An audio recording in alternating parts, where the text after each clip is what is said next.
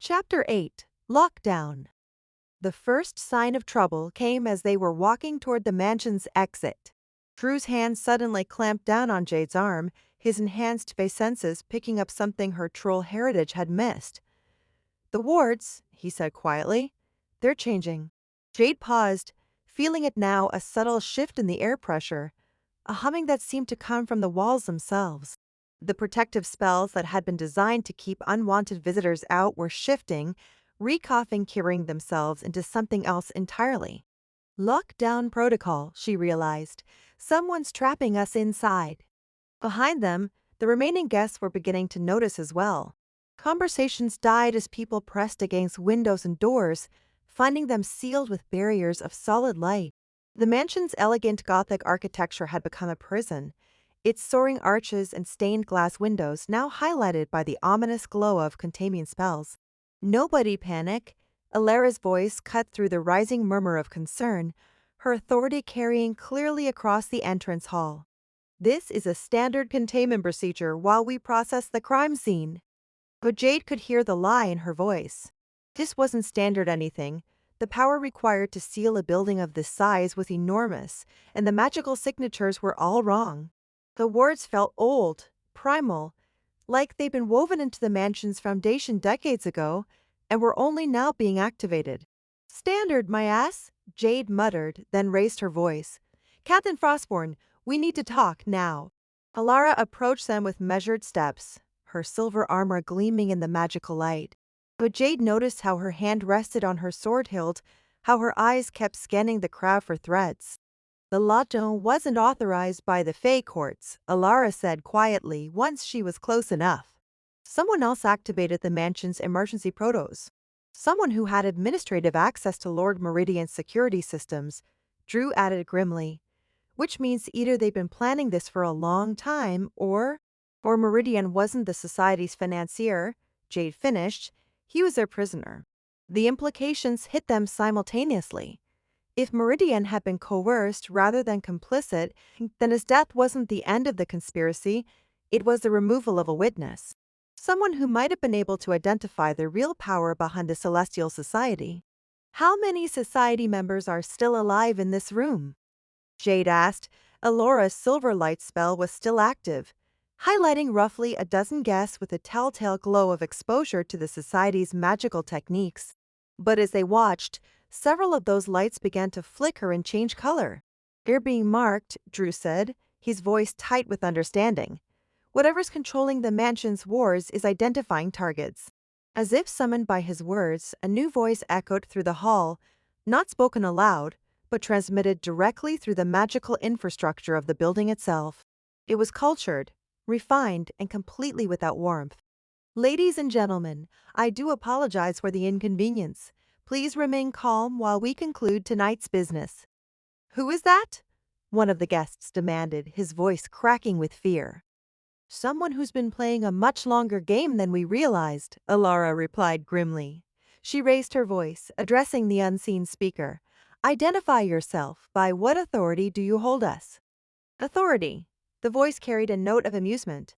My dear Captain, I am authority. I have been guiding the magical development of this city for longer than most of you have been alive. The Celestial Society was merely one tool among many. The lights began to dim, and Jade felt her enhanced senses picking up new scents, ozone, copper, and something else. Something that reminded her of ancient stone and deep places beneath the earth. The murders, she said suddenly. Alara, you've been killing the wrong people. What? Thorn, Cassandra, Meridian, they weren't the leaders of the conspiracy. They were expendable assets. Jade's mind was racing, pieces clicking together. Someone's been using them to test the soul-binding techniques, refining the process. Refining it for what? Before anyone could answer, the mansion's main chandelier exploded in a shower of crystal and magical fire. In the chaos that followed, screams echoed through the hall as guests scattered, seeking cover behind overturned furniture and decorative columns. Through the smoke and confusion, Jade saw movement, figures in hooded robes materializing from hidden passages, their hands glowing with the same amber light that had marked every crime scene. They moved with inhuman coordination, like pieces of a single consciousness directing multiple bodies. The real society members, Drew breathed, the ones who've already undergone the consciousness binding process. How many? Jade asked, but she was already counting. At least a dozen robed figures, all moving with that same eerie synchronization. Too many, Allura replied, drawing her silver sword, and they're herding us toward the ballroom. She was right. The hooded figures weren't attacking. They were positioning themselves to guide the panicked guests in a specific direction. Toward the ballroom, where the bodies of Cassandra and Meridian still lay in their amber pools. It's a ritual circle, Drew realized, the entire ballroom. That's why the murders happened there. They weren't random kills, they were components in a larger working. And now they need the rest of us to complete it, Jade added grimly. A scream from behind them spun all three around. One of the society members, marked by Alara's light, a young woman in expensive robes, was writhing on the floor as her body began to dissolve. But unlike the previous murders, this transformation was slow, controlled, and the woman remained conscious throughout. Please, she gasped, her voice distorting as her vocal cords began to liquefy. I never wanted. We were told it was theoretical research, please. The amber puddle that had been a person began to flow across the marble floor, guided by invisible forces toward the ballroom entrance. The other Mark Society members watched in horror, finally understanding their fate. That's it, Jade snarled. I've had enough of this supernatural bullshit. She strode toward the nearest hooded figure, her troll strength allowing her to push through the crowd of panic guests. The robed cultist turned toward her with inhuman fluidity, raising hands that crackled with destructive energy. Jade's response was simple and direct. She grabbed the figure by the throat and slammed it into the nearest wall with enough force to crack the stone. The impact should have killed or at least incapacitated any normal person. Instead, the cultist smiled at her with a face that was wrong in ways that hurt to look at, features that shifted and flowed like they weren't quite solid, eyes that held depths no human gaze should possess. You cannot stop what has already begun, it said in a voice like grinding stone. The convergence points fail, the barriers weaken, and soon all consciousness shall be unified under the true masters of reality. Yeah. Well, here's what I think of your masters, Jade replied and drove her fist through the cultist's chest. Her hand came away covered in something that wasn't quite blood, a substance that glowed with the same amber light as the dissolved victims. The cultist looked down at the hole where its heart should be, then back at Jade with an expression of mild interest.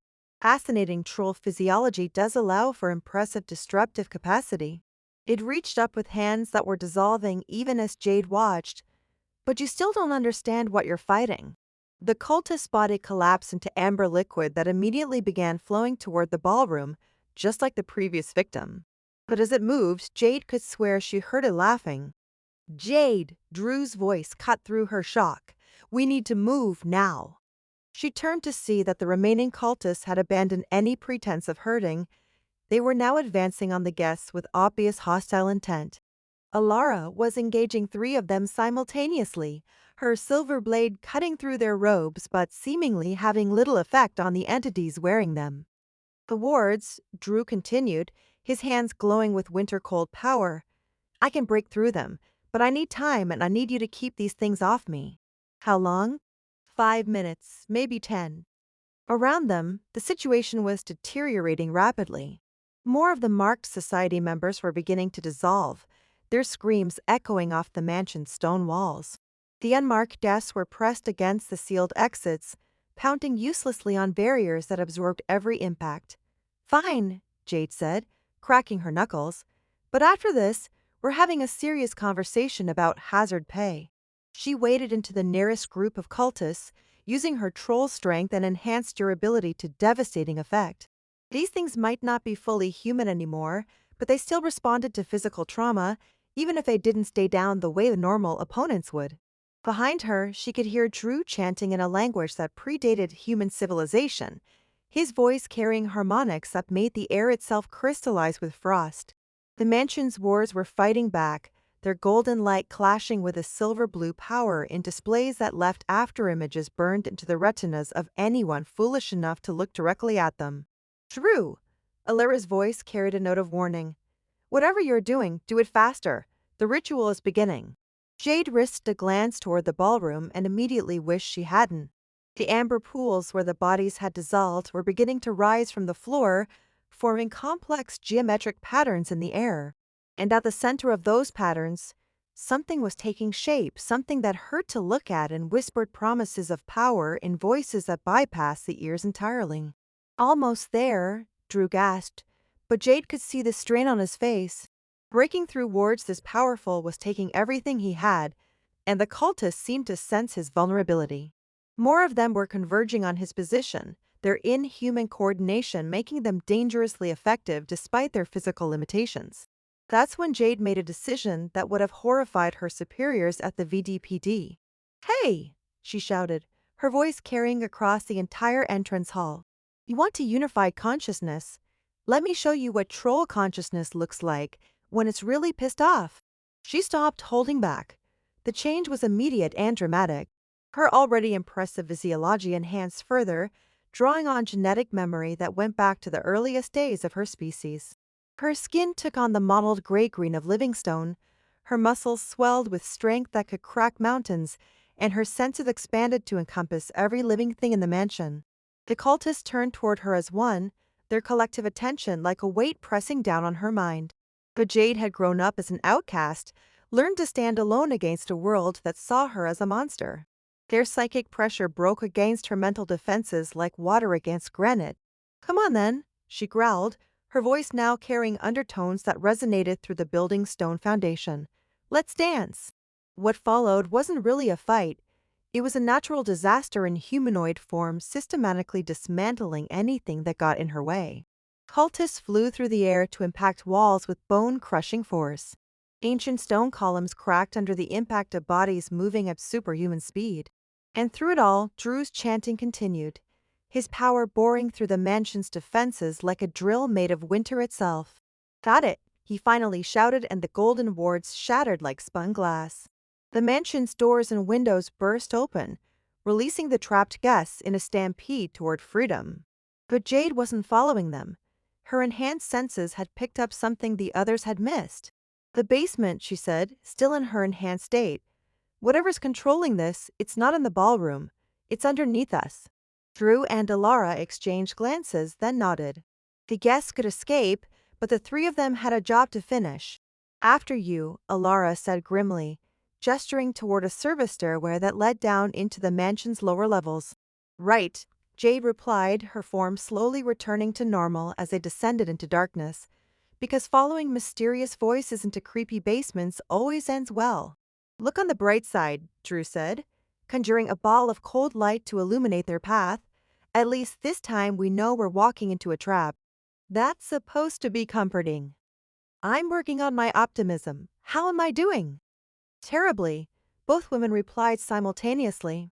Drew's laugh echoed off the stone walls as they descended deeper into whatever was waiting for them below.